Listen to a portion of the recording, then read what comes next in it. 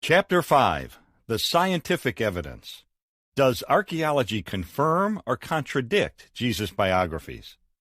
There was something surreal about my lunch with Dr. Jeffrey MacDonald. There he was, casually munching on a tuna fish sandwich and potato chips in a conference room of a North Carolina courthouse, making upbeat comments and generally enjoying himself. In a nearby room, a dozen jurors were taking a break after hearing gruesome evidence that MacDonald had brutally murdered his wife and 2 young daughters. After we finished our meal, I couldn't restrain myself from asking MacDonald the obvious questions. "How can you act as if nothing's wrong?" I said, my voice mixed with astonishment and indignation. "Aren't you the slightest bit concerned that those jurors are going to find you guilty?" MacDonald casually waved his half-eaten sandwich in the general direction of the jury room. "Them?" he chortled. "They'll never convict me." Then, apparently realizing how cynical those words sounded, he quickly added, "I'm innocent, you know." That was the last time I ever heard him laugh. Within days, the former Green Beret and emergency room physician was found guilty of stabbing to death his wife, Colette, and his daughters, Kimberly, age 5, and Kristen, age 2. He was promptly sentenced to life in prison and carted off in handcuffs. MacDonald, whose story was masterfully recounted by Joe McGinnis in the bestseller and TV movie Fatal Vision, was cocky enough to think that his alibi would help him get away with murder. He had told investigators that he was asleep on the couch when drug-crazed hippies awakened him in the middle of the night. He said he fought them off, getting stabbed and knocked unconscious in the process. When he awakened, he found his family slaughtered. Detectives were skeptical from the start. The living room showed few signs of a life-and-death struggle. MacDonald's wounds were superficial. Though he had poor eyesight, he was somehow able to provide detailed descriptions of his attackers, even though he had not been wearing his glasses. However, skepticism alone doesn't win convictions. That requires hard evidence. In MacDonald's case, detectives relied on scientific proof to untangle his web of lies and convict him of the slayings. There's a wide variety of scientific evidence that's commonly used in trials, ranging from DNA typing to forensic anthropology to toxicology. In MacDonald's case, it was serology, blood evidence, and trace evidence that dispatched him to the penitentiary. In an extraordinary and, for prosecutors, fortuitous coincidence, each member of MacDonald's family had a different blood type. By analyzing where blood stains were found, investigators were able to reconstruct the sequence of events that deadly evening, and it directly contradicted MacDonald's version of what happened. Scientific study of tiny blue pajama threads, which were found scattered in various locations, also refuted his alibi. And microscopic analysis demonstrated that holes in his pajamas could not have been made, as he claimed, by an ice pick wielded by the home invaders. In short, it was FBI technicians in white lab coats who were really behind MacDonald's conviction. Scientific evidence can make important contributions to the question of whether the New Testament accounts of Jesus are accurate. While serology and toxicology aren't able to shed any light on the issue, another category of scientific proof, the discipline of archaeology, has great bearing on the reliability of the Gospels. Sometimes called the study of durable rubbish, archaeology involves the uncovering of artifacts, architecture, art, coins, monuments, documents, and other remains of ancient cultures. Experts study these relics to learn what life was like in the days when Jesus walked the dusty roads of ancient Palestine. Hundreds of archaeological findings from the 1st century have been unearthed, and I was curious, did they undermine or undergird the eyewitness stories about Jesus? At the same time, my curiosity was tempered by skepticism. I've heard too many Christians make exorbitant claims that archaeology can prove a lot more than it really can. I wasn't interested in more of the same.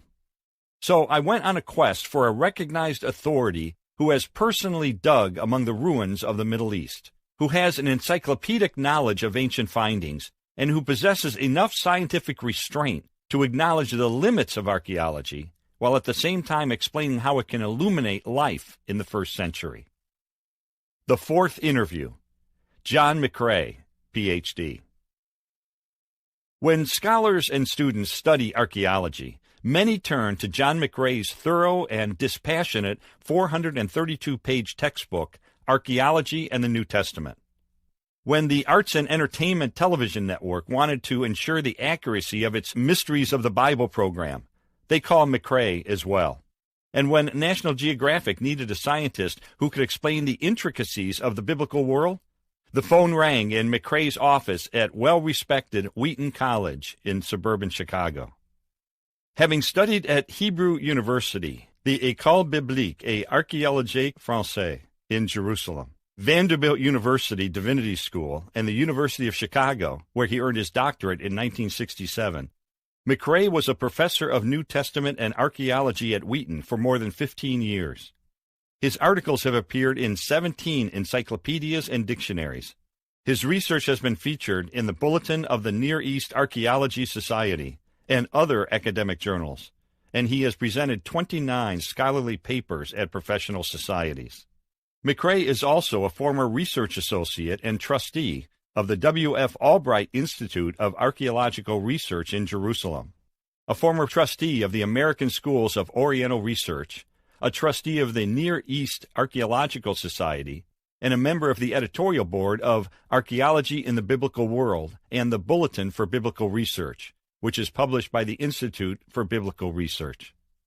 As much as McRay enjoys writing and teaching about the ancient world, he relishes opportunities to personally explore archaeological digs.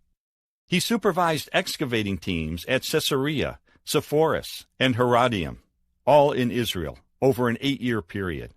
He has studied Roman archaeological sites in England and Wales, analyzed digs in Greece, and retraced much of the Apostle Paul's journeys. At age 66, McRay's hair is turning silvery, and his glasses have become thicker, but he still exudes an air of adventure. Over the desk in his office, and in fact also over his bed at home, is a detailed horizontal photograph of Jerusalem. "I live in the shadow of it," he remarked, a sense of longing in his voice, as he pointed out specific locations of excavations and significant findings. His office features the kind of cozy couch you'd find in the front porch of a country home. I settled into it while McRay, casually dressed in an open-neck shirt and a sports jacket that looked comfortably worn, leaned back in his desk chair. Seeking to test whether he would overstate the influence of archaeology, I decided to open our interview by asking him what it can't tell us about the reliability of the New Testament. After all, as McRay notes in his textbook, even if archaeology can establish that the cities of Medina and Mecca existed in western Arabia during the 6th and 7th centuries, that doesn't prove that Muhammad lived there or that the Quran is true.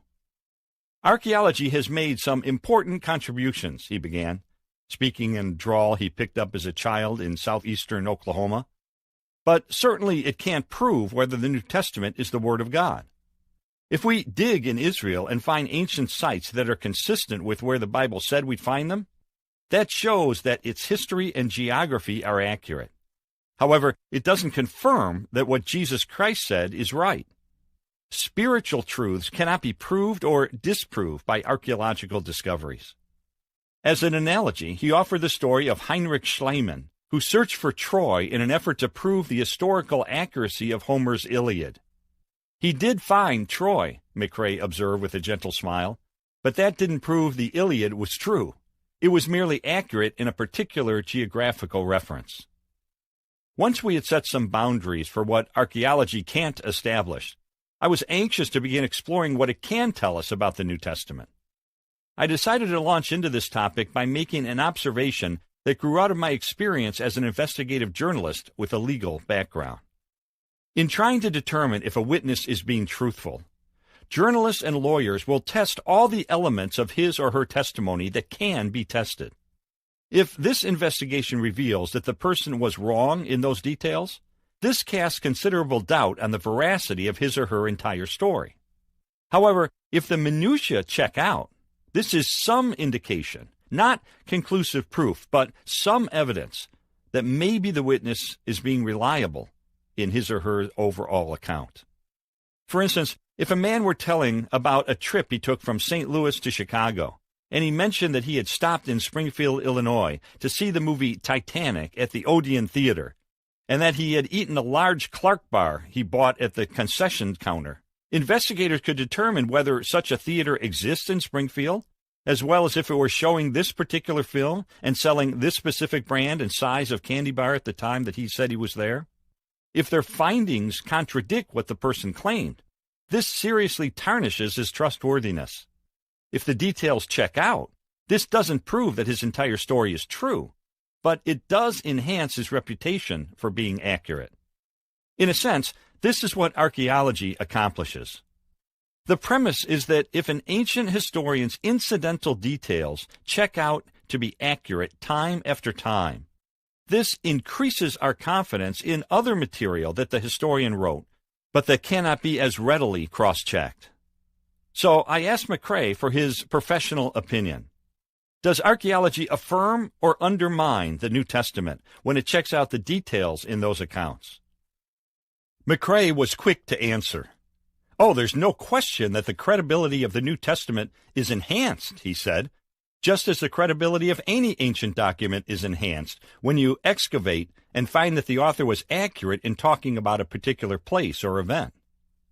As an example, he brought up his own digs in Caesarea, on the coast of Israel, where he and others excavated the harbor of Herod the Great. For a long time, people questioned the validity of a statement by Josephus, the first-century historian, that this harbor was as large as the one at Piraeus, which is a major harbor of Athens. People thought Josephus was wrong, because when you see the stones above the surface of the water in the contemporary harbor, it's not very big. But when we began to do underwater excavation, we found that the harbor extended far out into the water underground, that it had fallen down, and that its total dimensions were indeed comparable to the harbor at Piraeus. So, it turns out Josephus was right after all. This was one more bit of evidence that Josephus knew what he was talking about. So what about the New Testament writers? Did they really know what they were talking about? I wanted to put that issue to the test in my next line of questioning.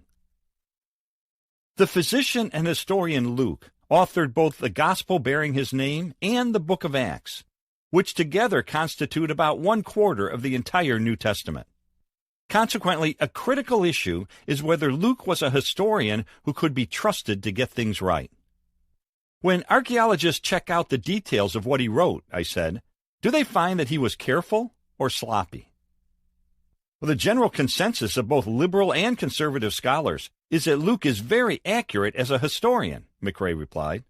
He's erudite, he's eloquent, his Greek approaches classical quality, he writes as an educated man, and archaeological discoveries are showing over and over again that Luke is accurate in what he has to say.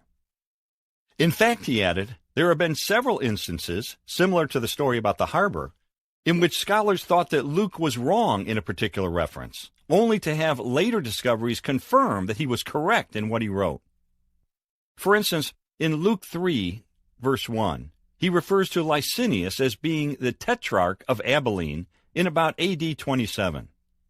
For years, scholars pointed to this as evidence that Luke didn't know what he was talking about, since everybody knew that Licinius was not a tetrarch, but rather the ruler of Chalcis half a century earlier. If Luke can't get that basic fact right, they suggested, nothing he has written can be trusted. That's when archaeology stepped in. An inscription was later found from the time of Tiberius, from AD 14 to 37, which names Licinius as tetrarch in Abila near Damascus, just as Luke had written, McRay explained. It turned out there had been 2 government officials named Licinius. Once more, Luke was shown to be exactly right. Another example is Luke's reference in Acts 17, verse 6, to politarchs, which is translated as city officials by the NIV, in the city of Thessalonica. For a long time, people thought Luke was mistaken, because no evidence of the term politarchs had been found in any ancient Roman documents, McRay said. However, an inscription on a first-century ark was later found that begins, in the time of the politarchs. You can go to the British Museum and see it for yourself. And then, lo and behold, archaeologists have found more than 35 inscriptions that mention Politarchs, several of these in Thessalonica from the same period Luke was referring to. Once again, the critics were wrong, and Luke was shown to be right. An objection popped into my mind. Yes, but in his gospel, Luke says that Jesus was walking into Jericho when he healed the blind man Bartimaeus, while Mark says he was coming out of Jericho. Isn't this a clear-cut contradiction that casts doubt on the reliability of the New Testament? McRay wasn't stung by the directness of my question. Not at all, came his response. It only appears to be a contradiction because you're thinking in contemporary terms, in which cities are built and stay put. But that wasn't necessarily the case long ago. Jericho was in at least 4 different locations as much as a quarter of a mile apart in ancient times. The city was destroyed and resettled near another water supply or new road or near a mountain or whatever. The point is, you can be coming out of one site where Jericho existed and be going into another one, like moving from one part of suburban Chicago into another part of suburban Chicago. What you're saying is that both Luke and Mark could be right? I asked. That's correct. Jesus could have been going out of one area of Jericho and into another at the same time. Again, archaeology had answered another challenge to Luke. And given the large portion of the New Testament written by him, it's extremely significant that Luke has been established to be a scrupulously accurate historian, even in the smallest details. One prominent archaeologist carefully examined Luke's references to 32 countries, 54 cities, and 9 islands, finding not a single mistake. Here's the bottom line. If Luke was so painstakingly accurate in his historical reporting, said one book on the topic, on what logical basis may we assume he was credulous or inaccurate in reporting of matters that were far more important, not only to him, but to others as well? Matters, for example, like the resurrection of Jesus, the most influential evidence of his deity, which Luke says was firmly established by many convincing proofs. Acts 1, verse 3. Archaeology may support the credibility of Luke, but he isn't the only author of the New Testament. I wondered what scientists would have to say about John, whose gospel was sometimes considered suspect because he talked about locations that couldn't be verified. Some scholars charge that since he failed to get these basic details straight, John must not have been close to the events of Jesus' life. That conclusion, however, has been turned upside down in recent years. There have been several discoveries that have shown John to be very accurate, McRay pointed out. For example, John 5, verses 1 through 15, records how Jesus healed an invalid by the pool of Bethesda. John provides the detail that the pool had 5 porticos. For a long time, people cited this as an example of John being inaccurate because no such place had been found. But more recently, the pool of Bethesda has been excavated. It lies maybe 40 feet below ground, and sure enough, there were 5 porticos, which means colonnaded porches or walkways, exactly as John had described. And you have other discoveries. The pool of Siloam from John 9, verse 7, Jacob's well from John 4, verse 12, the probable location of the stone pavement near the Jaffa Gate where Jesus appeared before Pilate in John 19:13, even Pilate's own identity, all of which have lent historical credibility to John's gospel. So this challenges the allegation that the Gospel of John was written so long after Jesus that it can't possibly be accurate, I said. Most definitely, he replied. In fact, McRay reiterated what Dr. Bruce Metzger had told me about archaeologists finding a fragment of John chapter 18 that leading papyrologists have dated to about AD 125. By demonstrating that copies of John existed this early and as far away as Egypt, archaeology has effectively dismantled speculation that John had been composed well into the 2nd century, too long after Jesus' life to be reliable. Other scholars have attacked the Gospel of Mark, generally considered the first account of Jesus' life to be written.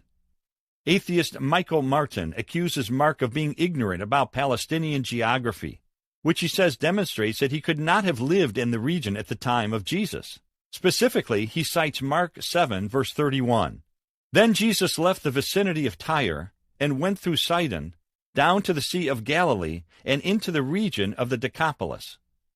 It has been pointed out, said Martin, that given these directions, Jesus would have been traveling directly away from the Sea of Galilee.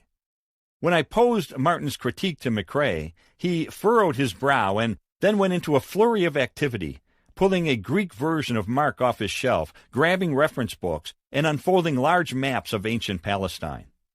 What these critics seem to be assuming is that Jesus is getting in his car and zipping around on an interstate, but he obviously wasn't, he said. Reading the text in the original language, taking into account the mountainous terrain and probable roads of the region, and considering the loose way Decapolis was used to refer to a confederation of 10 cities that varied from time to time, McRay traced a logical route on the map that corresponded precisely with Mark's description. When everything is put into the appropriate context, he concluded, there's no problem with Mark's account. Again, archaeological insights had helped explain what appeared at first to be a sticking point in the New Testament. I asked McRay a broad question about that. Had he ever encountered